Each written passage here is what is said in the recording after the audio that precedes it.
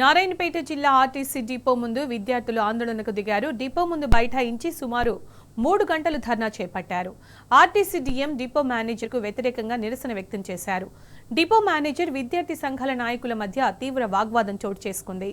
కాలేజీకి వెళ్లి వచ్చే సమయాలకు అనుకూలంగా బస్సులు నడపడం లేదని, బస్సులు రోజు ఆలస్యంగా రావడంతో తీవ్ర ఇబ్బందులు పడుతున్నామని ఆగ్రహం వ్యక్తం చేశారు.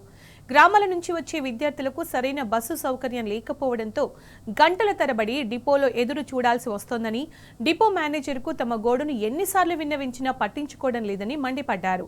తక్షణమే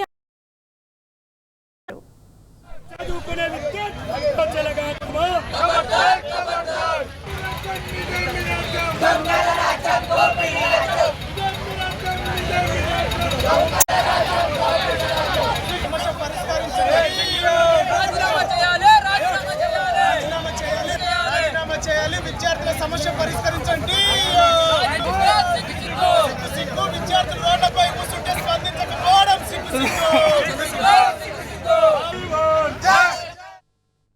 లేదు. నేను ఖచ్చితంగా ఇలాంటి పొరపాటు మరోసారి కాదు అని మీరు చెప్పిన తర్వాత ఈరోజు దాదాపు 4:30 నుంచి పిల్లలకు బస్సులు లేకుంటే మేము వచ్చింది 5:30 నుంచి అక్కడ రోడ్డు మీద కూర్చున్నాం. వస్తే మీ తరఫున ఎలాంటి స్పందన లేదు మేడం. స్పందన లేనప్పుడు విద్యార్థులు ఏమైపోవాలి? విద్యార్థులు అడిషనల్గా మీకు బస్ పాస్ పే చేసిన తర్వాత విద్యార్థులు ఎట్లా ఆటో ఛార్జీలు ఇప్పుడు సార్ మాకు బస్సులు ప్రాబ్లం అవుతుంది, అరేంజ్ చేయటం, రేపు మేము బస్సులు అరేంజ్ చేయడానికి ఇబ్బంది అవుతుంది అని చెప్పడం జరిగింది. సో అందుకే మేము ఇవాళ బస్సులు పంపించలేదు. అయినా కానీ ఇందాక పిల్లలు వచ్చి బస్సులు అడిగినప్పుడు మాకు చెప్పారు, సార్ ఇప్పుడు ఫోన్ చేసి మాకు మీటింగ్ అవుతుంది, మా తరఫున మా సూపర్వైజర్ వచ్చి చెప్పారు ఏదన్నా బస్సు ఇన్కమ్ డిపో నడపాలంటే కండక్టర్ డ్రైవర్ కావాలి.